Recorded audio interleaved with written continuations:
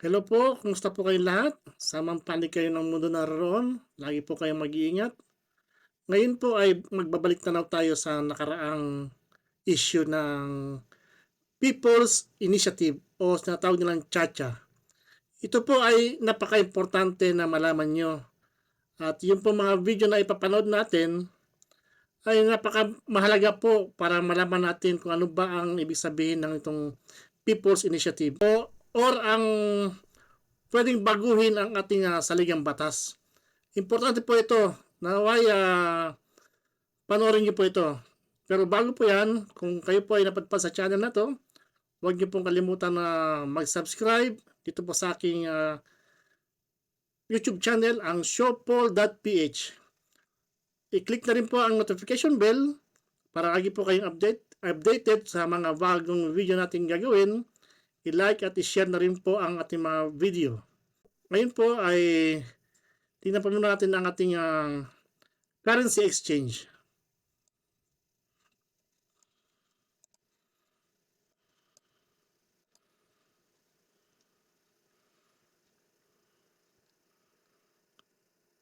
Ngayon po ay ika-4 ng Mayo 2024. Ito po ang ating currency exchange.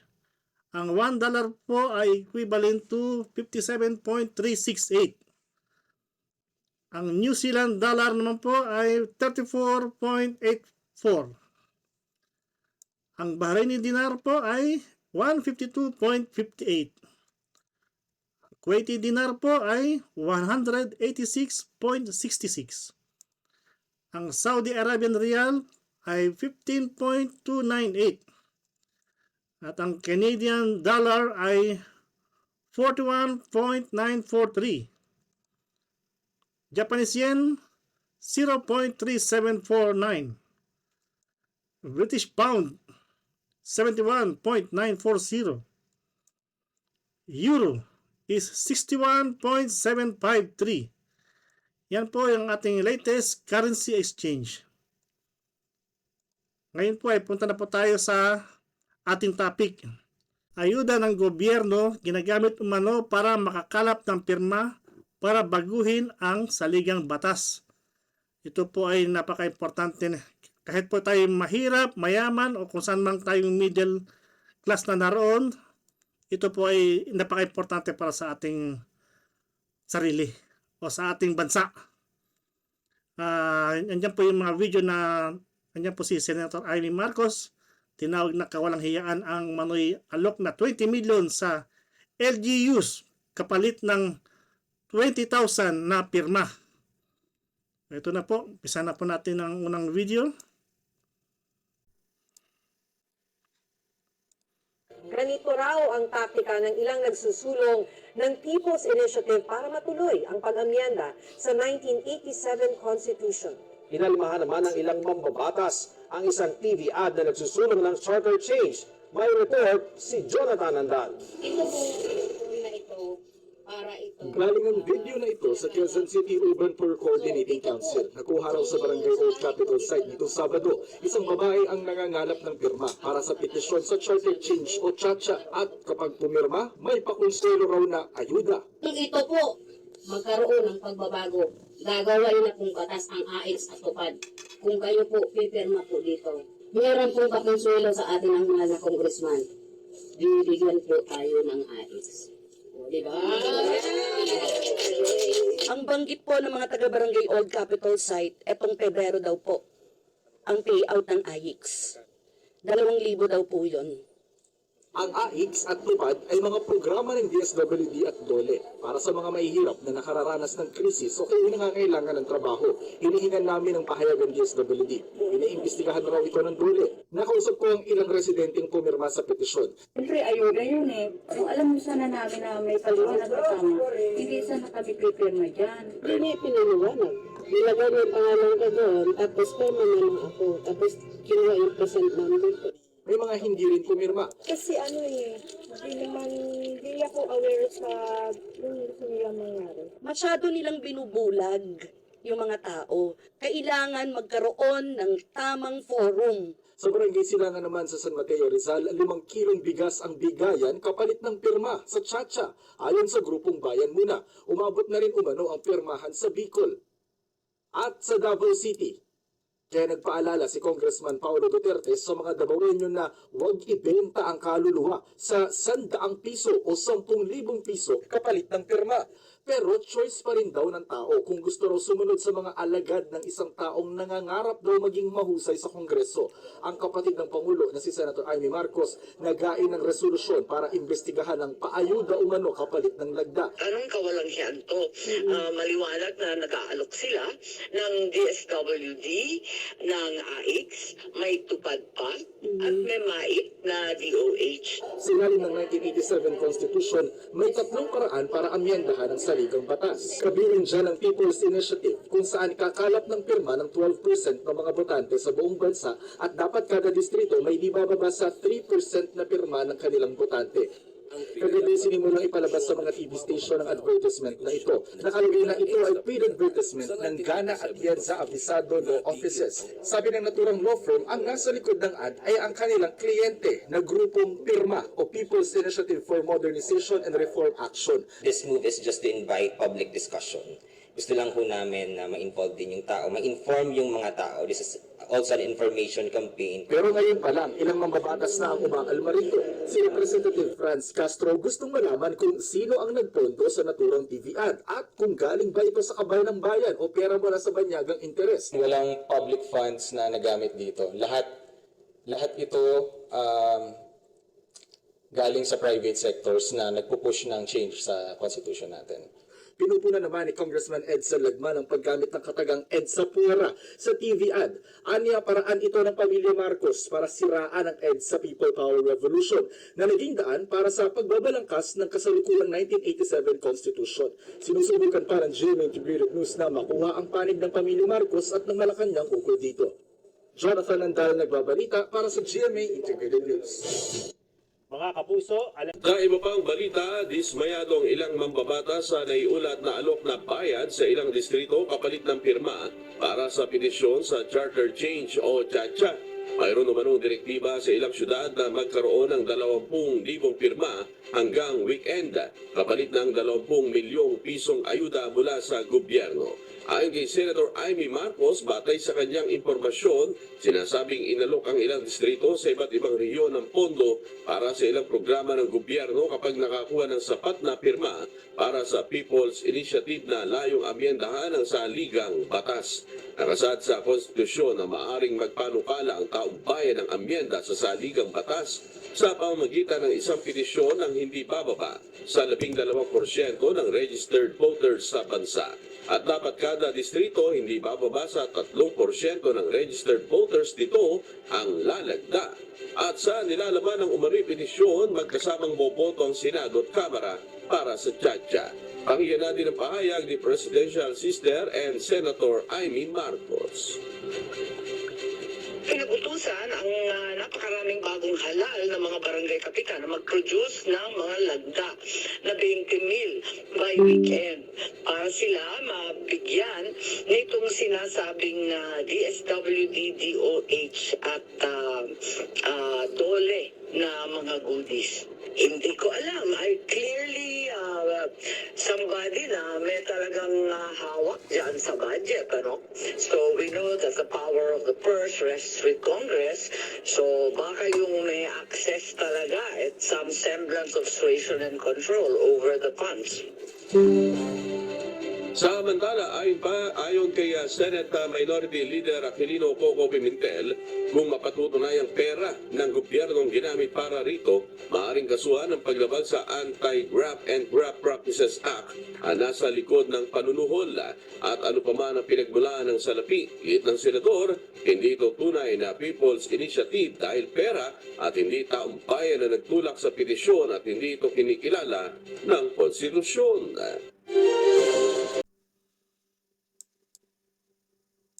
Ng People's Initiative. Ilang testigo ang lumutang sa pagdinig na binigyan umano ng ayuda kapalit ng pirma. Si Daniel Manalasta sa detalye. Ilang testigo ang humarap sa pagdinig ng Senate Committee on Electoral Reforms kaugnay sa mga isyong bumabalot sa People's Initiative na paraan para amyendahan ang saligang batas. Ilang testigo ang nagsalita laban sa pirmahan sa PI mula sa iba't ibang lugar sa bansa. Ang sabi, may tauhan na kumukuha ng pirma sa aming barangay at pinapangakuan ng ayuda. Yung listahan, may nakalagay na precinct numbers na. Pumirma kami kasama ng aking asawa, kapatid at ninang, ngunit hindi ba namin nakukuha yung ayuda hanggang ngayon? Tama po ba yun? Tama po ba yun, Witness 3? Tama po. Tumawag sa amin po ang kailan may nagdala sa amin sa mga partners naman.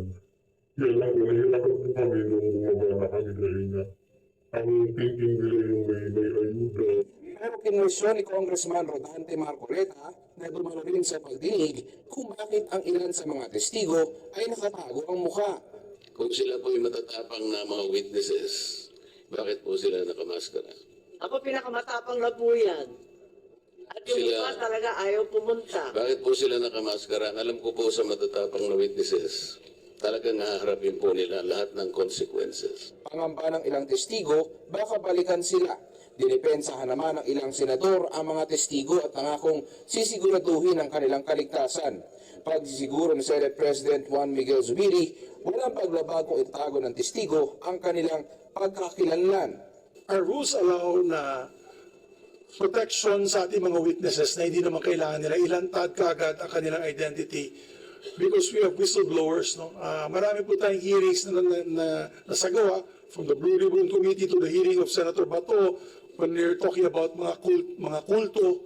Talagang nagtatago sila ng identity. For the mere fact na baka naman po ang hahabol sa kanila ay politiko din. Kalagitaan ng pagdinig naman ang biglang inungkat ni Marcoleta sa mga senador na ilang beses nang bukas ang Kamara na magpulong sila kasama ang Senado sa pamamagitan ng Constituent Assembly. Pero hindi umano sila pinagbibigyan ng Senado. Sumagot naman ang mga senador. Every time an invitation is issued to the Senate by the House, ang answer po, dead na. Dead na. So kailan po natin gagamitin ng Constituent Assembly? We cannot. It's impossible. Tama observation ni Atty. Marcoleta, but that cannot be forced. If the Senate does not want to amend the Constitution through a Constituent Assembly, the House cannot force it. Yan naman po yung as simple as that. So therefore, no one is forcing. With all due respect to Congressman Marcoleta, that's likely a subject of another hearing and another meeting and perhaps a more confident. Let's not hijack this hearing. Giit ni Zubiri, hindi naman nila tinututulan ang economic charter change. Katunayan, may nakahain na nito sa Senado. Only to change your mind 3 days later, Mr. Senate President. Did I the record that I said I will no longer pursue this? Well, it's in the privilege speech I heard. By one of you. No, I think the misconception of my dear friend, Congressman Marcoleta. We are just fighting this PI first. when he alluded the Senate as the opposition palagi, dahilan kung bakit hindi natutuloy yung economic chat-chat. Dumano rin ang ilang dating maestrado ng Korte Suprema para magbigay ng opinyon. Cannot supply capital deficiency. There has to be a law. Why? Because the Constitution says that Congress shall pass a law to implement this initiative. Change the voting. It has to be done by Constituent Assembly, not by initiative. Ilang personalidad naman ang pinasapinan ng komite na umano'y inuugnay sa PI. Inaasahan pa magpapatuloy ang pagdinig. Daniel Manalastas para sa Morning Show ng Bayan, Rise and Shine Pilipinas. Bukidnon ang nagkwento sa Senado na nilapitan umano sila ng mga grupong nasa likod ng People's Initiative. Kwento ng isang kadaga, hiningan siya ng tao ng kanilang konsehal para mangalap ng pirma at binigyan pa ng ID na may tatak na Change Philippines. Bilin umano sa kanila, sabihin taga-NGO sila para sa pagbabago sa ekonomiya. Binigay sa amin 1.5 po ate, tapos in advance po yung isang araw, bali 3,000 po yung natanggap namin. May biglang dumating na nagalimang motor. Kidala itong mga firm. Sabi, pwede magpa-firma. Nabanggit din sila na about sa chat-chat. Taga Quezon City naman ang ibang testigo. Sa pagka-perma po namin, may patient number po, tapos ayuda daw po eh. Utos daw po yun ng PBBM. Eh kung utos ng Pangulo, ba't hindi ninyo sinunod? Meron po akong freedom of choice. Mr. Lunyan. Itinanggi naman ni dating ako Bicol Representative Alfredo Garbin na nagsusulong ng People's Initiative na pakawala siya ni House Committee on Appropriations Chairman Elizalde Co na kinatawag ngayon ng naturang party list. Nagtatrabaho po ako sa Ako Bicol Party List, which happens to be ang isang representante ay chairman ng Committee on Appropriation. Sabi ni Noel Oñate ng Grupong Pirma, sina Garbin at House Committee on Constitutional Amendments Chair Rufus Rodriguez lang ang kinausap niya tungkol sa People's Initiative. Pero para lang anya ito sa bilang ng botante kada distrito. Pero naiba ang kwento na ipakita ni Marcos ang litrato ng kanilang pulong noong January 8, 2024 kasama si Cook at si Speaker Romualdez. Sabi mo lang na hindi naman kayo nagkita eh. Sabi niyo sina Congressman Garbin lang. Yeah, because, it slipped my mind. So, it's very clear that Speaker Martin Romualdez is supporting your group. He is all out behind the People's Initiative. Is that correct? Yes, we coordinate with the Speaker and the Thank you very Congressman much, in getting the 3% per congressional district. That's correct. Inusisa rin ng senadora ang lugar na pinagdausan ng pulong. Sino may-ari ng bahay? Si Speaker Romualdez po. Bahay ni Speaker Romualdez. Yes. Ganon. So, ang naging host at nagkumbida ay si Speaker Romualdez. Tama Ako po po ba? ang nagkumbida. Dapat Paano po ko magkukumbida? Hindi mo bahay. Oo nga. Bira naman. Kalaunan, sinabi ni Oñate na administrative at advisory assistance lang ang binibigay ni Romualdez sa kanilang grupo. Sa isang pahayag, kinumpirma ni Romualdez na nakakatulong na si Oñate dahil bilang speaker, trabaho niya mga siwa sa mga usapan ng bayan. Giit pa ni Romualdez, hindi siya ang kasimuno, kundi tagapamagitan lang sa demokratikong proseso. Bagamat pinasuspindi na ng Commission on Elections ang buong proseso ng People's Initiative, mananatili pa rin na aktibo ang lahat ng PI forms na meron ng mga pirma at naisumiti na sa COMELEC.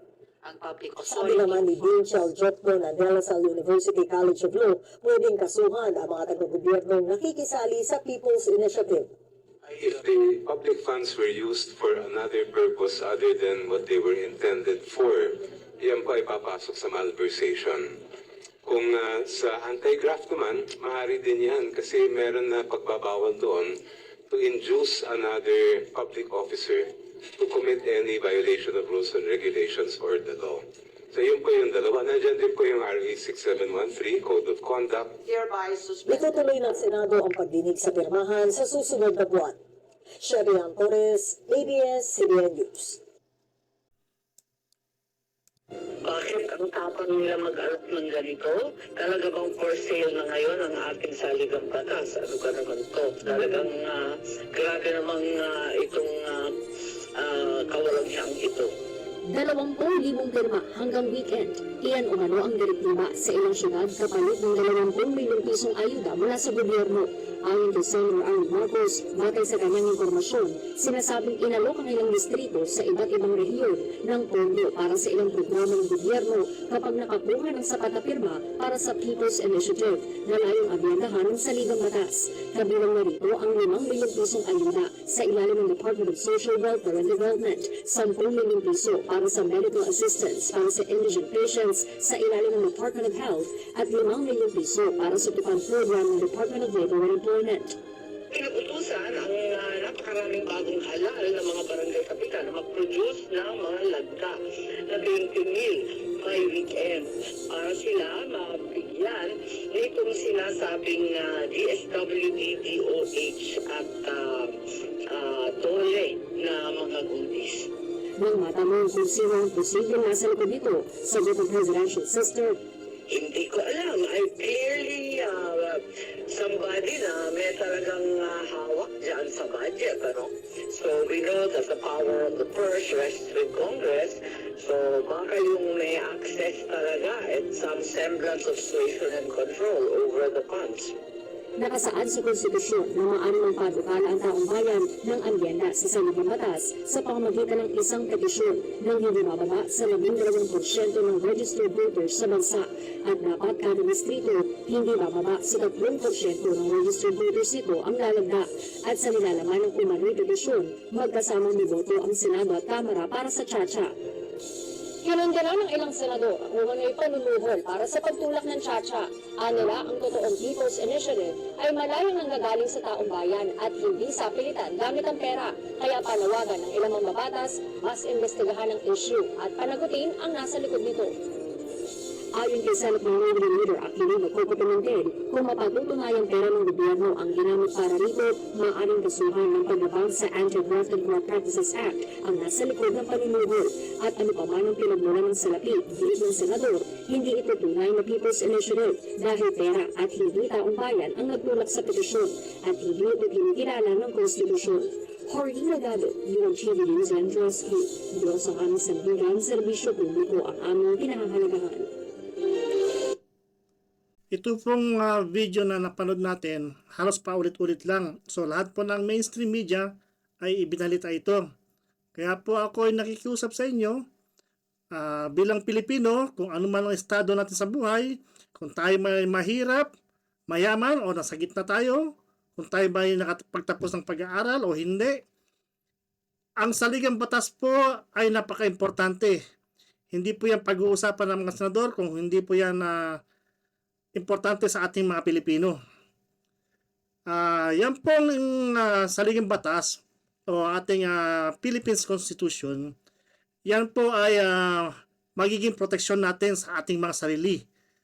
Wala pong pwedeng lumabag dyan, kahit na po ang ating presidente, hindi po yan pwedeng baliwalain. At lalong-lalo na, hindi yan pwede basta palitan. Yan po ay dapat pag-usapan ng Kongreso, ng Senado, at higit sa lahat, kailangan po yan ng opinyon ng lahat ng Pilipino.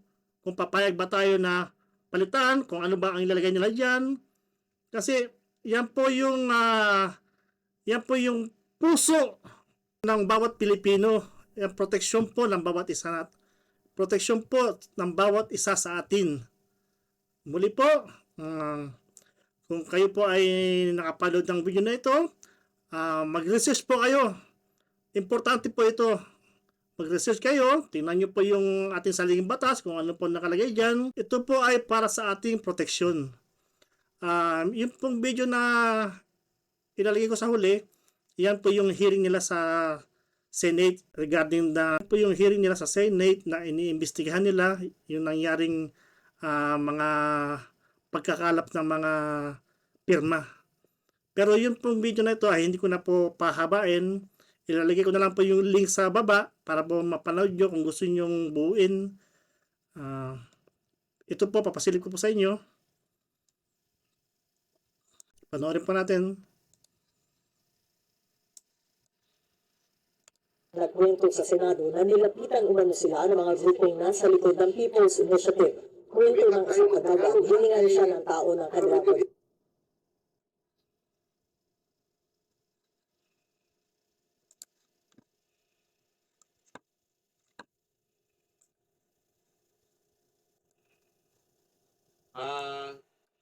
Alas 6 naman ng gabi, nag-take sa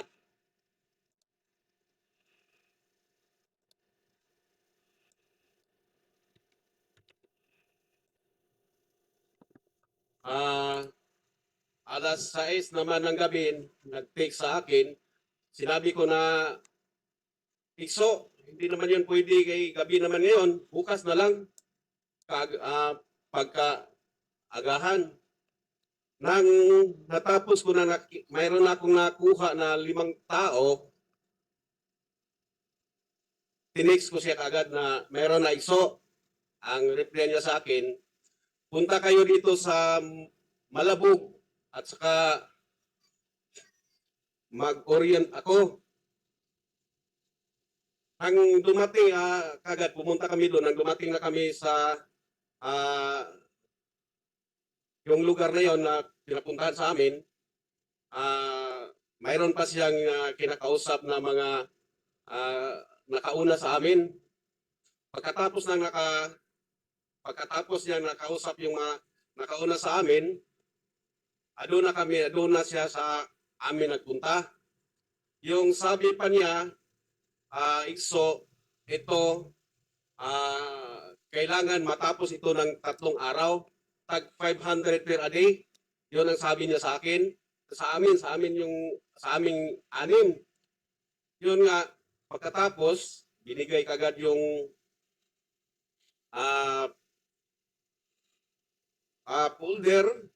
folder niya binigay sa akin at pagkatapos, binigay rin niya ang 1,000 sa amin, 6. At sabi niya, pang allowance daw sa pang gasolina at pang pananghalian namin. Yun ang sabi niya sa amin. Nang pagkatapos nun, umuwi kami agad sa Purok Bagong Silang at doon kami nagluluto ng pananghalian. Pagkatapos, relax kami kagad na sandaling minuto. Pagkatapos, take siya kagad na Ikso, ibalik yung lahat ng papel dahil hindi pwede, pinagbawalan, bawal daw, pinagbawal. Yun nga, sinabihan ko sabi ko sa kasama namin na ano ba ito? Ibalik natin dito sa kanya yung folder lahat. Nang pagkatapos, wala kami na pagpapirma dahil nag-text mo siya kagad na ibalik. Nung sa... Ikaw, bakit kilala mo itong si Bibet Caparoso? Kasi panay naman ang text niya sa iyo. Oo. Kilala ko yun, ma'am, dahil na Ikso ko man yun, Ikso. Yung sa Bisaya ba, Ikso. Ikso, God sister, God brother. Kasi itong Ninong Godfather, di ba? Godmother. So, Ikso, God brother, God sister. Sa binyag ba? Binyag. Sinabi ba niya kung sino nagbigay nitong pera, nitong mga form? Wala siyang binanggit, madam. Yung nakita ko lang doon sa may lamisa, may kalendar na PBA.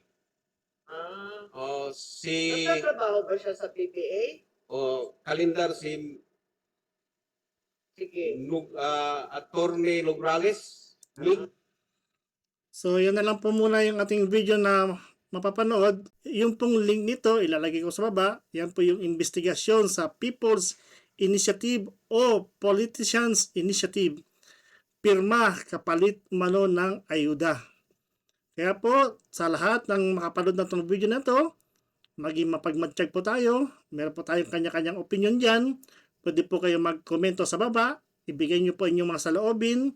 At kung meron po kayong video na gusto natin talakayin o gusto nyo mapanood, mag-comment lang po kayo sa baba at atin pong gagawa ng paraan para ihatid sa inyo ang inyong kahilingan. Muli po sa inyong lahat, maraming salamat po at mag-iingat po kayo lahat. Paalam.